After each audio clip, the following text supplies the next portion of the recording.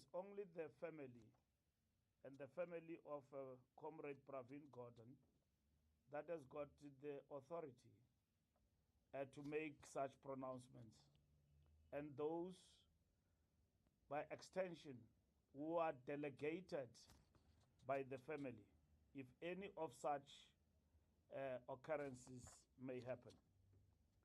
We urge the public to refrain from sharing unverified information and to show respect for the dignity and privacy of individuals and their families. This is not only applies to Comrade PG, but to all those who were even affected in the past.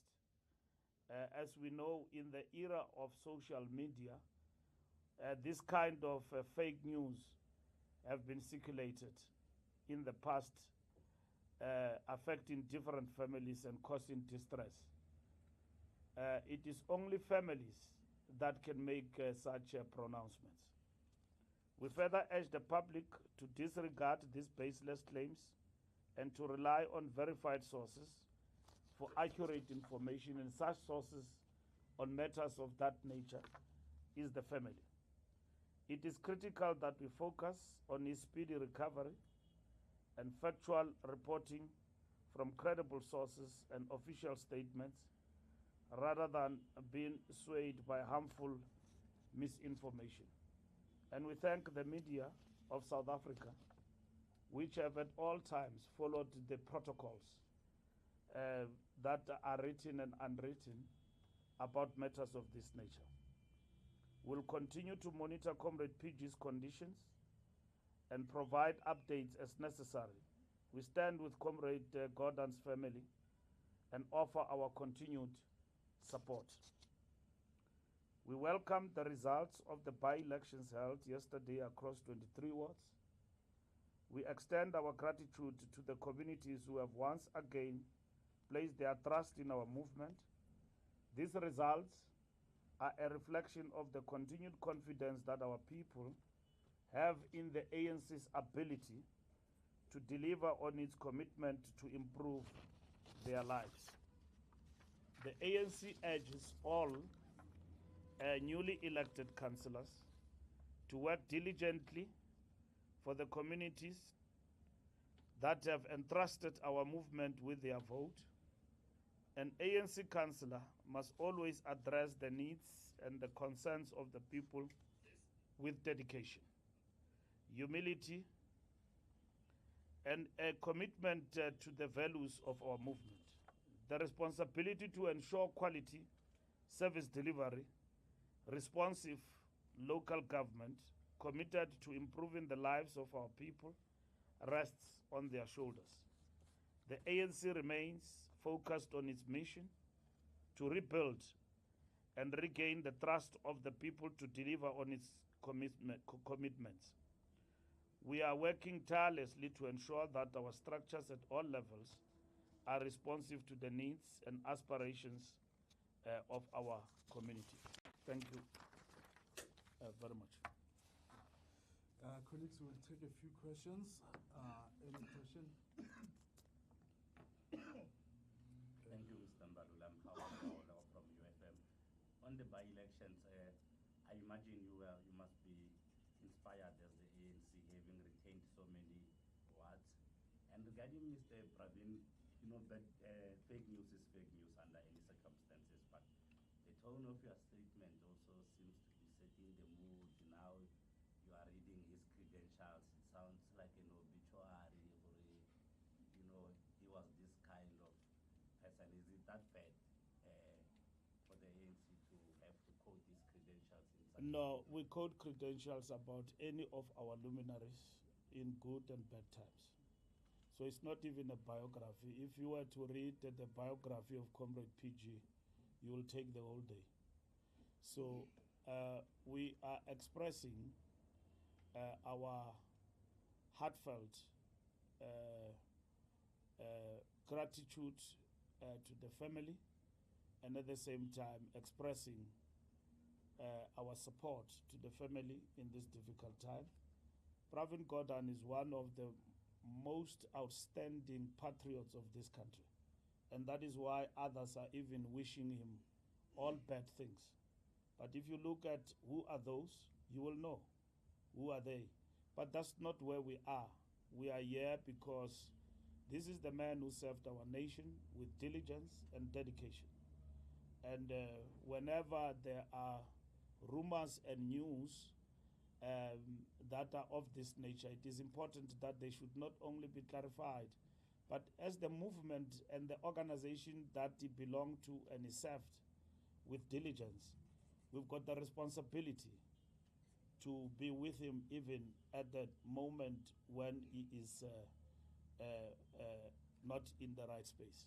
And that is all we are expressing as an organization. In terms of your question about the by-elections, yes, we are not shocked.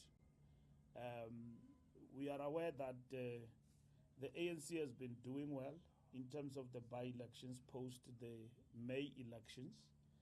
And the resilience of this movement is shown with the performance in the by-elections, not these ones, even the previous ones, especially in KwaZulu-Natal, where we actually lost our majority. And the fact that some of the wards that in May we lost to other political parties, we have managed to regain, and with even bigger numbers in this election. So our movement is resilient, and it is shown in these by-elections. And even here in Gauteng, we did well to retain our wards, as much as the DA also retained its wards, but the ANC have shown resilience. Other political parties are going down, and we are on the comeback, and we are on the rise. And that does not happen on its own. The ANC will intensify its work in relation to local government to ensure that we hold those we send to these municipalities accountable. We will be launching in the next coming months a barometer program for the councillors, for MMCs, for premiers, and also for cabinet at national government level to basically monitor our delivery scale in government at all levels. We will table that before the National Executive Committee, but it's an operational matter that has already been approved, but in terms of its mechanisms and its operationalization, we will table it before the NEC. But we look forward to such a program because it is important that our own public representatives who serve our nation on behalf of the ANC, they too must be held accountable. Mr. Mbalula Kato from Kaya News. We were informed on Tuesday that Mr. Gordhan was admitted to hospital, and then yesterday there was a candlelit vigil held at Constitution Hill. I guess some of the public sentiment or the question was why just to inform that he had been admitted to hospital, which perhaps could have spurred the fake news that has come out in terms of perhaps that he has passed. Could you just address why we were informed initially that he was admitted to hospital? You were informed because there was already fake news circulating about Comrade PG, and by those who are his enemies, and the family put it on record that indeed is admitted in hospital. And it was correct for the family to do that, given his standing in public, but at the same time, given the fact that those who are opposed to Pravin Gordan seem to be on the overdrive of fake news in this regard, and including some even making public statements to wish him dead, which is un-African, but at the same time, that is not Ubuntu. Even if you differ with a person, you don't wish anyone dead. And in this particular regard, we know Pravin Gordan was at the helm of the ANC's program and of this government of renewal that led to the state capture, and many other things that he did that are good for this nation and for humanity. Anyone who step up the act to fight corruption must be celebrated. And we will not fold back and fold our arms when such individuals' history is being rewritten. And we fold and we say, okay, let it pass. It can't be. Pravin Gordan stood for the truth, and he stood what is good for humanity. From the days of struggle, he was there. You may not agree with him politically, even ideologically, in the ANC, but he was such a figure. He stood for his views. He contributed as a patriot from apartheid to democratization. You've got SARS today that we are talking about, and it's good work, and up to date with our commissioner, who's doing exceptional work, the current commissioner, but working on the footsteps of giants like Pravin Gordan.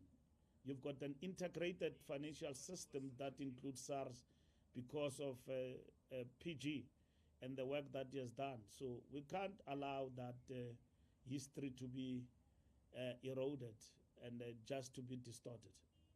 We can't fold and look on as people continue to do that. Yes. Jones from ANC. You say that you went to go visit Mr. Gordhan.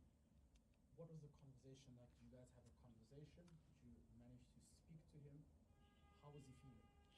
Well, I have described. We have described in the statement that is critical, and I think I did have a conversation with him, and then I expressed the view of our movement and myself and everyone else in the ANC that we wish him speedy recovery, like any other patient in a hospital, in the presence of family and comrades. And that's what it is. Junior Commando from Newsroom Africa. SG, you speak about the family, the statement that was released by the family having been necessitated by the fake news that was already going around. Do you by any chance know how long PG has been in hospital? Because I'm assuming from what you said, it wasn't this week. He might have been in hospital a lot longer than that. No, it's not a lot longer. I mean, it's at the time when the statement was issued, which is this week. As we all learned about it this week, sometime I think a day before yesterday, and then about it. And the family did make it public. Already before that, there were fake news circulating about him being in hospital and all sorts of, and the family issued a statement, and which was actually correct. And we welcome the statement, and we also issued the statement on behalf of the African National Congress. But we are alive, not even to an agenda about the mischief of seeking to vilify a person who has done so much, and particularly from well-known quarters of our nation. And in this particular regard, seek to portray PG as a villain. He's not a villain, he's a freedom fighter. And we all have our strengths and weaknesses. And if PG's actions of fighting corruption and all of that have led to me being affected as an individual, and other people will not feel good about it, and they will feel that he basically brought misery to their lives. But for all intents and purposes, the work that he did, it is the work that was taking the nation forward. And then the people of South Africa agreed with the call against graft, against corruption. The ANC itself was moved to a better place in relation to the fight against corruption, moving from being philosophical about it to firm action, to renewal.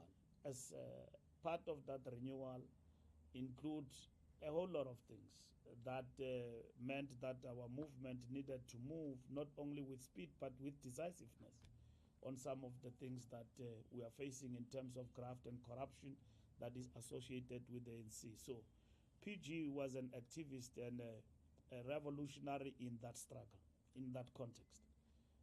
A revolutionary is somebody who advocates for change.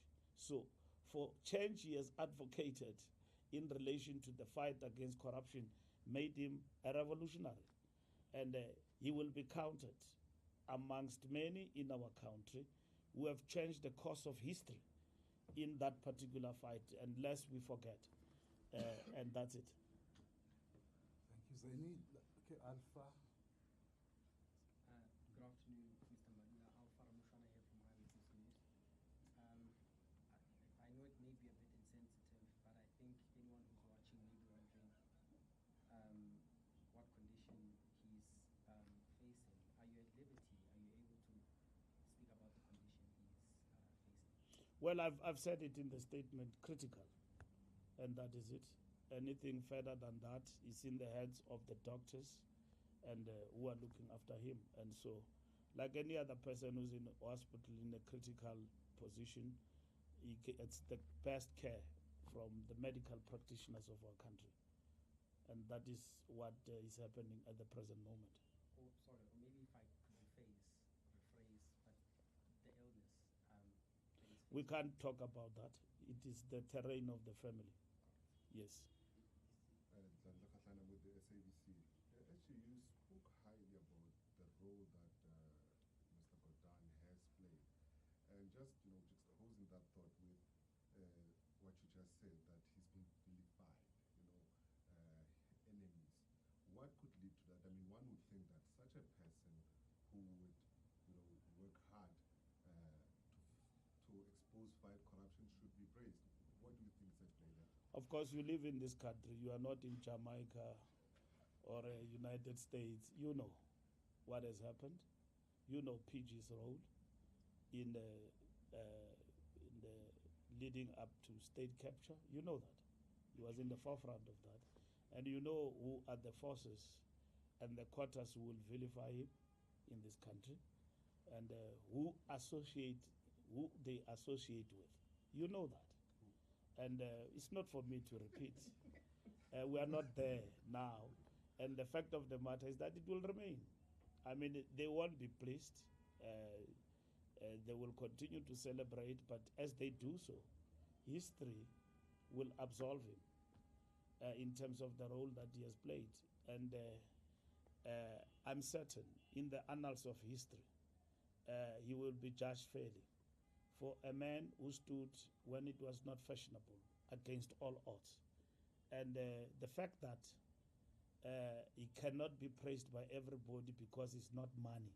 It meant you had to sacrifice yourself into the struggle for the good of humanity. And that's what he has done. And it's no surprise when he's at a critical situation in terms of fighting for his life and all of that, that they can even come out and wish for his death. It tells you the impact he has made. And that is what must be celebrated. It meant that it took a man in a generation to stand up for what is good. And if you look at those who are opposed to him and who wish him dead, and you look at where they come from, it tells you a story about how far we have gone, how still is it near of still very far where we are heading to.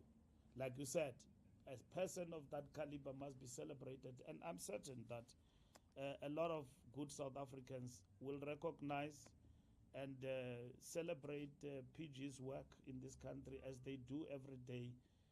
Like we went to the state capture and all of that, and those who supported him in that regard. And for sure, as the ANC, we are now in a better place and piling up, the momentum in the fight against graft and corruption in our country because of men and women alongside PG who stood up when it was not fashionable and called a spade a spade. Okay, thank you. Junior and then Jones. Hello again from Newsroom Africa. Just a quick one, SG. You speak about the role that Gordhan has played when it comes to state capture, when it comes to SARS. But there's this other role that he played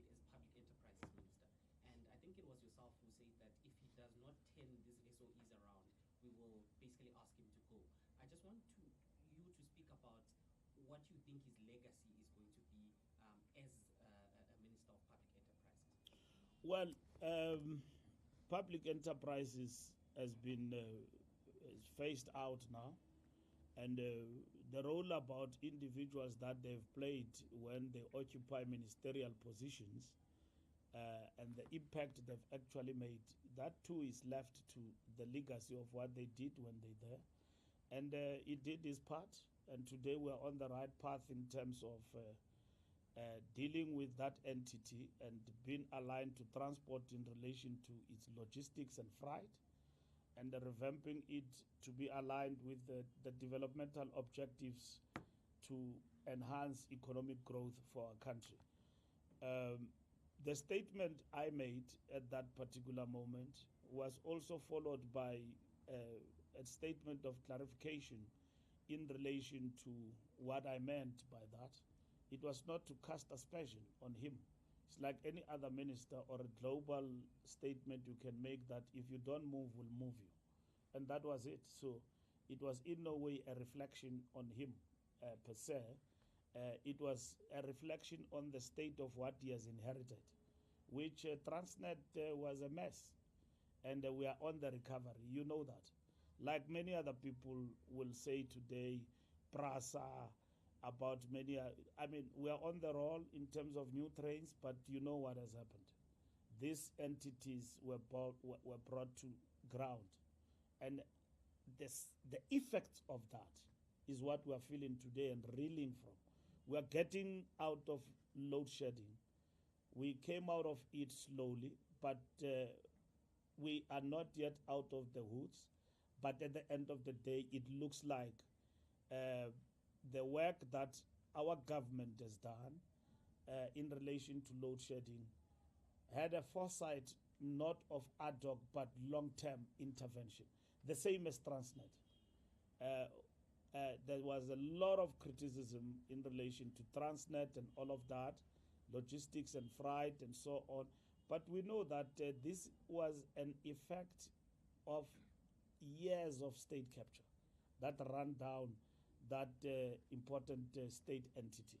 And Transnet is now on track in relation to cabinet refined policy in relation to logistics and freight, to make it a point that we are able finally to move from road to rail.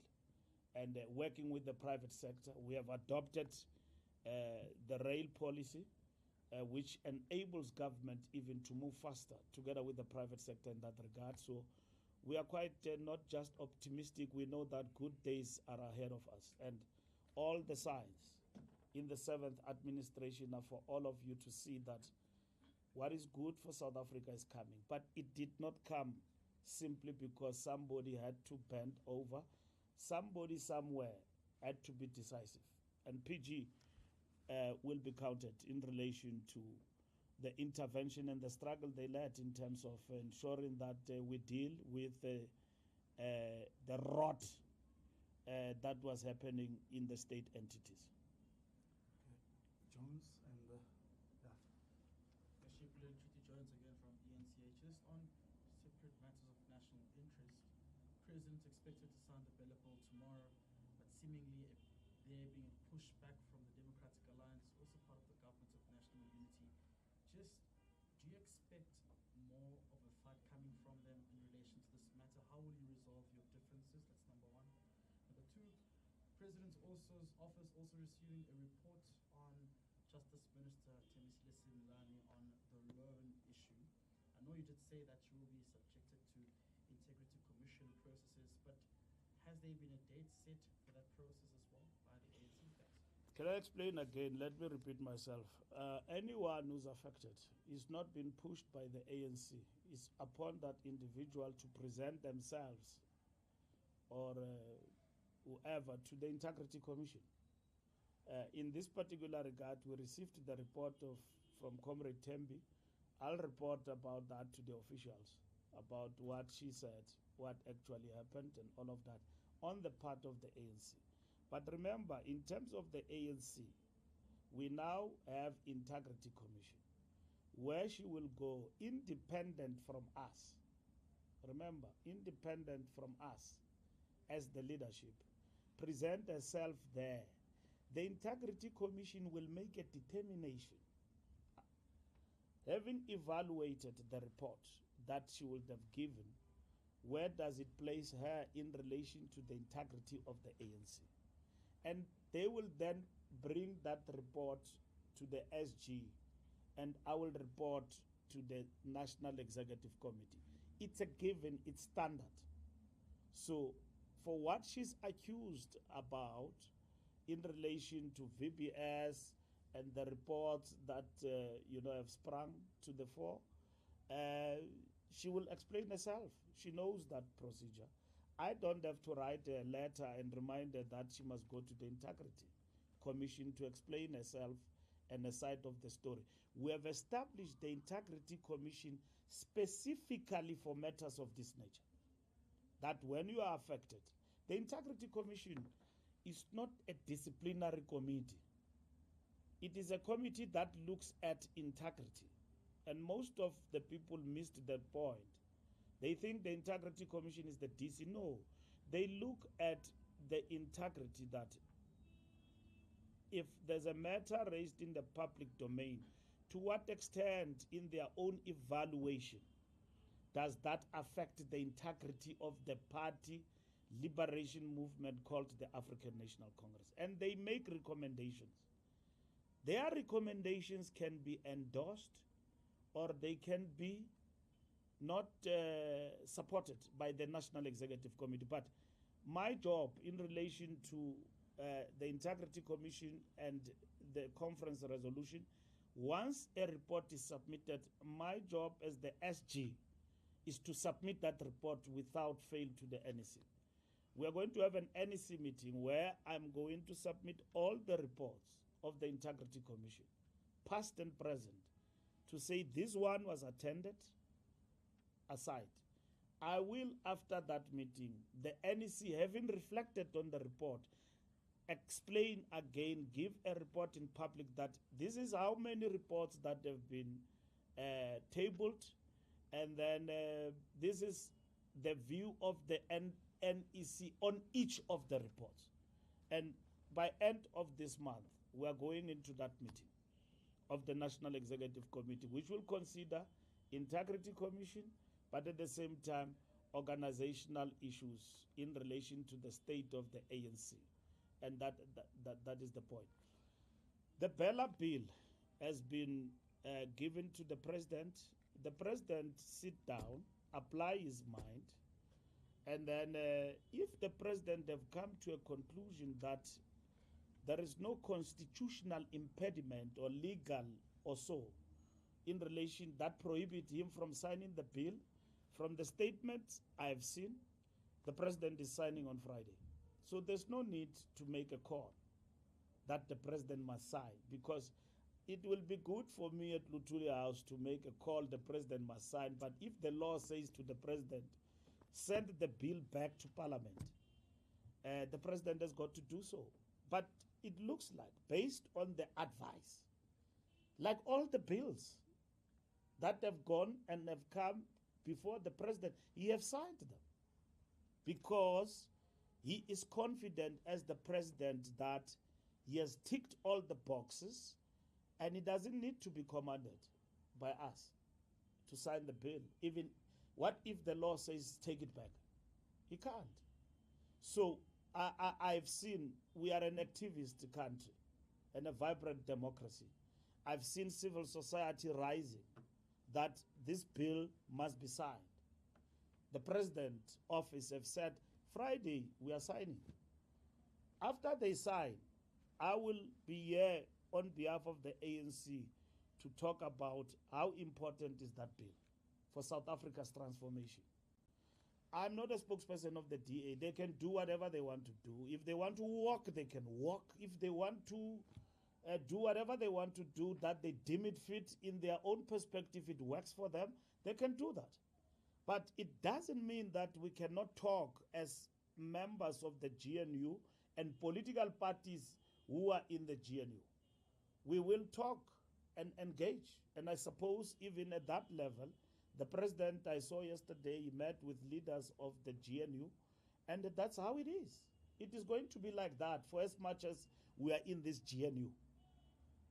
It will not stop with Bella, because we did not win outright majority. If we won outright majority, there will be no threats here. Otherwise, the threats we know of, they would have gone and exhausted other options, including going to the courts and all of that. So we are agreed in terms of the statement of intent to cooperate and to work together. So we don't just dismiss each other. And in this particular regard, I think the president is ready to sign, and we're looking forward to welcome the signing of the Bella bill, and then let's work together in terms of operationalizing the bill. But the bill is about transformation of this country, and that's why in Parliament the ANC supported, and we gave the president the mandate through the Parliament to now sign this into an act for South Africa, and that's what we're looking forward to. And if a political party has got reservations about it, nothing stops the political party to raise the reservations. And then we'll engage going forward. We did debate in Parliament. They know where we stand in relation to this bill, the DA. We knew that they don't want it. They didn't want NHI.